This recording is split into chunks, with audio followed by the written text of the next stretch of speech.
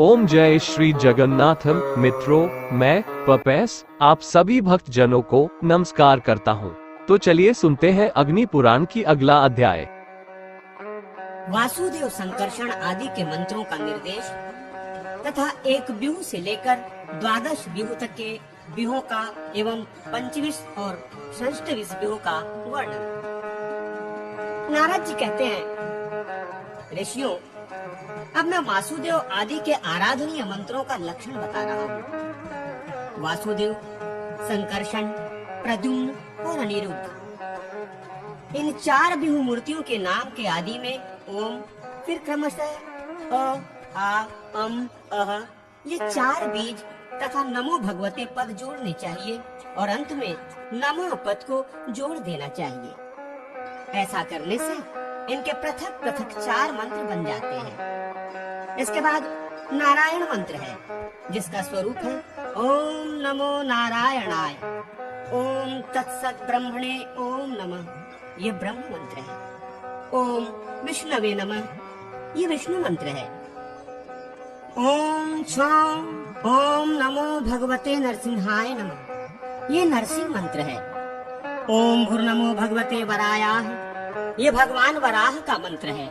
ये सभी मंत्र राज हैं। उपर्युक्त 9 मंत्रों के वासुदेव आदि 9 नायक हैं, जो उपासकों के वल्लभ इष्ट देवता हैं। इनकी अंग क्रांति क्रमशः जवा कुसुम के सदृश अरुण, हल्दी के समान पीली, नीली, श्यामल, लोहित, मेघ सदृश, अग्नि तुल्य तथा मधु के समान पिंगल है। तंत्रवेत्ता पुरुषों को स्वर के बीजों द्वारा क्रमशः पृथक पृथक हृदय आदि अंगों की कल्पना करनी चाहिए।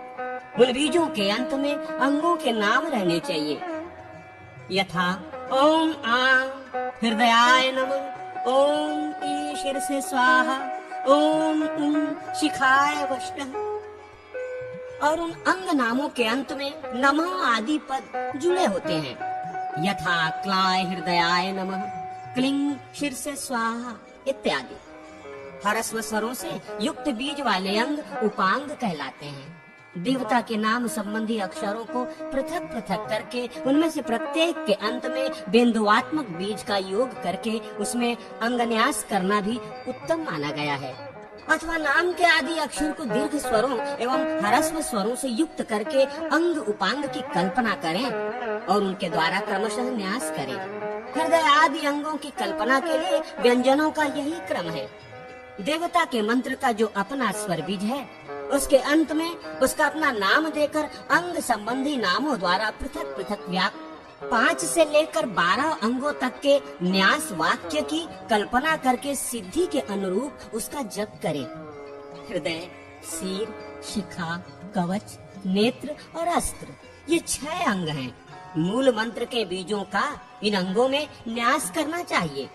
12 अंग ये हैं: हृदय, सिर, शिखा, हाथ, नेत्र, उदर, पीठ, बाहु, उरु, जानु, जंघा और पैर। इनमें क्रमशः न्यास करना चाहिए।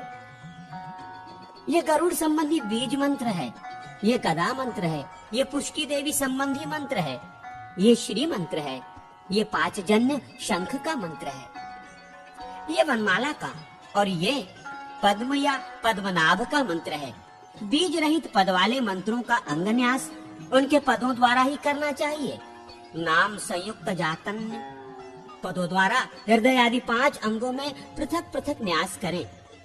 पहले प्रणव का उच्चारण, फिर हृदय आदि पूर्वोक्त 5 अंगों के नाम क्रम ये हैं। उदाहरण के लिए यो समझना चाहिए: ओम हृदयाय नमः इत्यादि। पहले प्रणव तथा हृदय मंत्र का उच्चारण करें, अर्थात ओम हृदयाय नमः कहकर हृदय का स्पर्श करें। फिर पराय शीर से स्वाहा बोलकर मस्तक का स्पर्श करें। तत्पश्चात इष्ट देव का नाम लेकर शिखा को छुएं, अर्थात वासुदेवाय शिखाय वषट बोलकर शिखा का स्पर्श करें। इसके बाद आत्मने कवचाय हूँ बोलकर कवच न्यास करें। पुनः देवता का नाम लेकर अर्थात वासुदेवाय अस्त्राय फट बोलकर अस्त्र न्यास की क्रिया पूरी करें। आदि में ओमकारादि जो नामात्मक पद हैं, उसके अंत में नमः पद जोड़ दें और उस नामात्मक पद को चतुरंत करके बोलें। एक बिहू से लेकर षष्ठविंश बिहू तक के लिए ये समान मंत्र हैं। कनिष्ठा से लेकर सभी अंगुलियों के हाथ के अग्रभाग में प्रकृति का अपने शरीर में ही पूजन करें। पराय पद से एकमात्र परम पुरुष परमात्मा का बोध होता है, वही एक से दो हो जाता है, अर्थात प्रकृति और पुरुष दो व्यूहों में अभिव्यक्त होता है। ये व्यापक मंत्र है। वसु, अर्क, सूर्य और अग्नि ये त्रिव्यूहात्मक मूर्तियां हैं। इन तीनों में अग्नि का न्यास करके हाथ और संपूर्ण शरीर में व्यापक न्यास करें। वायु और अर्क का क्रमशः दाएं और बाएं दोनों हाथों की उंगलियों में न्यास करें तथा हृदय में मूर्तिमान अग्नि का चिंतन करें। त्रिव्यूह चिंतन का यही क्रम है।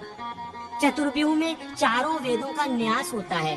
ऋग्वेद का संपूर्ण देह तथा हाथ में व्यापक न्यास करना चाहिए। अंगुलियों में यजुर्वेद का, हथेलियों में अथर्ववेद का तथा हृदय और चरणों में शीर्ष स्थानीय सामवेद का न्यास करें। पंचव्यूह में पहले आकाश का पूर्ववत शरीर और हाथ में व्यापक न्यास करें। फिर उंगलियों में भी आकाश का न्यास करके वायु, ज्योति, जल और पृथ्वी का क्रमशः मस्तक, हृदय, गुहा और चरण इन अंगों में न्यास करें। आकाश, वायु, अग्नि, जल और पृथ्वी इन 5 तत्वों को पंचव्यूह कहा गया है। मन, श्रवण, त्वचा, नेत्र, रसना और नासिका इन 6 इंद्रियों को षड्व्यूह की संज्ञा दी गई है।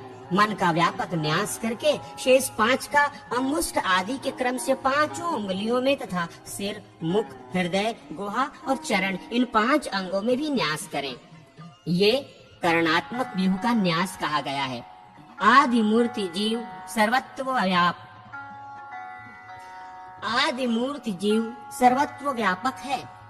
भूलोक, भुवरलोक, स्वरलोक, महरलोक, जनलोक, कपोलोक और सत्यलोक ये 7 लोक सप्तव्यूह कहे गए हैं। इनमें से प्रथम भुवरलोक का हाथ एवं संपूर्ण शरीर में न्यास करें। भुवरलोक आदि 5 लोकों का अंगुष्ठ आदि के क्रम से 5 उंगलियों में तथा 7वें सत्यलोक का हथेली में न्यास करें। इस प्रकार ये लोकात्मक सप्तव्यूह है, जिसका पूर्वोक्त क्रम से शरीर में न्यास किया जाता है। अब यज्ञात्मक सप्तव्यूह का परिचय दिया जाता है। सप्त यज्ञ स्वरूप यज्ञ पुरुष परमात्मा देव श्री हरि संपूर्ण शरीर एवं सिर, ललाट, मुख, हृदय, गुहा और चरण में स्थित हैं। अर्थात उन अंगों में उनका न्यास करना चाहिए। वे यज्ञ इस प्रकार हैं: अग्निहोष्ट, अग्निष्टोम, उकत, षोडशी, वाजपेय, अतिरात्र और आप्तोरियाम ये 6 यज्ञ तथा 7वें यज्ञात्मा इन 7 रूपों को यज्ञमय सप्तव्यूह कहा गया है। बुद्धि, अहंकार, मन, शब्द, स्पर्श, रूप, रस और गंध ये 8 तत्व अष्टव्यूह रूप हैं। इनमें से बुद्धि तत्व का हाथ और शरीर में व्यापक न्यास करें। फिर उपर्युक्त 8 तत्वों का क्रमशः चरणों के तलवों, मस्तक, ललाट, मुख, हृदय, नाभि, गुहा, पेश और पैर इन 8 अंगों में न्यास करना चाहिए। इन सबको अष्टव्यूहात्मक पुरुष कहा गया है। जीव, बुद्धि, अहंकार, मन, शब्द, स्पर्श, रूप, रस और गंध गुण इनका समुदाय 9 व्यूह है। इनमें से जीव का दोनों हाथों में अंगूठों में न्यास करें और शेष 8 तत्वों का क्रमशः दाहिने हाथ की तर्जनी से लेकर बाएं हाथ की तर्जनी तक 8 उंगलियों में न्यास करें। संपूर्ण देह, सिर, ललाट, मुख, हृदय, नाभि, गुहा, जानु और पाद इन 9 स्थानों में उपर्युक्त 9 तत्वों का न्यास करके इंद्र का पूर्ववत व्यापक न्यास किया जाए तो यही 10 व्यूहात्मक न्यास हो जाता है। दोनों अंगुष्ठों में, तलद्वय में, तर्जनी आदि 8 अंगुलियों में तथा सिर, ललाट, मुख, हृदय, नाभि, गुहा, उपस्थ और गुदा, जानुद्वय और पादद्वय इन 11 अंगों में 11 इंद्रियात्मक तत्वों का जो न्यास किया जाता है उसे एकादश व्यूह न्यास कहा गया है। ये 11 तत्व इस प्रकार हैं: मन, श्रवण, त्वचा, नेत्र, जिह्वा, नासिका, वाक, हाथ, पैर, गुदा और उपस्थ। मन का व्यापक न्यास करें। अंगुष्ठद्वय में श्रवण इंद्रियों का न्यास करके शेष त्वचा आदि 8 तत्वों का तर्जनी आदि 8 उंगलियों में न्यास करना चाहिए। शेष जो 11वां तत्व उपस्थ है उसका तलद्वय में न्यास करें। मस्तक, ललाट, मुख, हृदय, नाभि, चरण, गुहा, उरुद्वय, जंघा, गुल्फ और पैर, इन 11 अंगों में भी पूर्वोक्त 11 तत्वों का क्रमशः न्यास करें। विष्णु, मधुसूदन, त्रिविक्रम, वामन, श्रीधर, ऋषिकेश, पद्मनाभ, दामोदर, केशव, नारायण, माधव और गोविंद, ये 12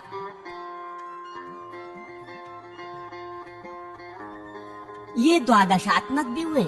इनमें से विष्णु का तो व्यापक न्यास करें और शेष भगवान नामों का अंगुष्ठ आदि 10 उंगलियों एवं करतल में न्यास करके फिर पाद तल, दक्षिण पाद, दक्षिण जानु, दक्षिण कटी, सिर, शिखा, वक्ष, वाम कटी, मुख, वाम जानु और वाम पाद आदि में भी न्यास करना चाहिए।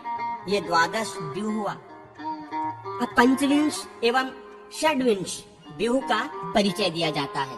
पुरुष, बुद्धि, अहंकार, मन, चित्त, शब्द, स्पर्श, रस, रूप, गंध, श्रोत्र, त्वचा, नेत्र, जिह्वा, नासिका, वाक, हाथ, पैर, गुदा, उपस्थ, भूमि, जल, तेज, वायु और आकाश, ये 25 तत्व हैं।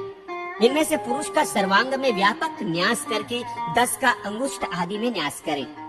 शेष का करतल, सिर, ललाट, मुख, हृदय, नाभि, गुहा, उरु, जानु, पैर, उपस्थ, हृदय और मूर्धा में क्रमशः न्यास करें। इन्हीं में सर्वप्रथम परम पुरुष परमात्मा को सम्मिलित करके उनका पूर्ववत व्यापक न्यास कर दिया जाए तो षड्विंश व्यूह का न्यास संपन्न हो जाता है। विद्वान पुरुष को चाहिए कि अष्टदल कमल चक्र में प्रकृति का चिंतन करके उसका पूजन करे। उस कमल के पूर्व, दक्षिण, पश्चिम और उत्तर दलों में हृदय आदि 4 अंगों का न्यास करे। अग्निकोण आदि में दलों में अग्निकोण आदि के दलों में अस्त्र एवं वैंतेय, गरुड़ आदि को पूर्ववत स्थापित करें। इस तरह पूर्वादि दिशाओं में इंद्रादि दिक्पालों का चिंतन करें। इन सब के ध्यान पूजन की विधि एक सी है। सूर्य, सोम और अग्नि रूप त्रिव्यूह में अग्नि का स्थान मध्य में है। पूर्वादि दिशाओं में दलों में जिनका आवास है उन देवताओं के साथ कमल की कर्णिका में नाभस आकाश की भांति व्यापक आत्मा तथा मानस अंतरात्मा विराजमान है।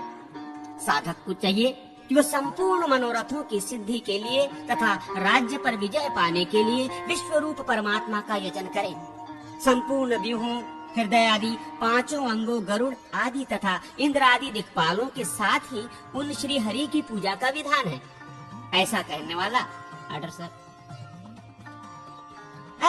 वाला उपासक संपूर्ण कामनाओं को प्राप्त कर सकता है। अंत में विश्वक्सेन की नाम मंत्रा से विश्वक्सेन की नाम मंत्र से पूजा करें। नाम के साथ रौ बीज लगा लें, अर्थात रौ विश्वस्नाय नमः बोलकर उनके लिए पूजनोपचार अर्पित करें।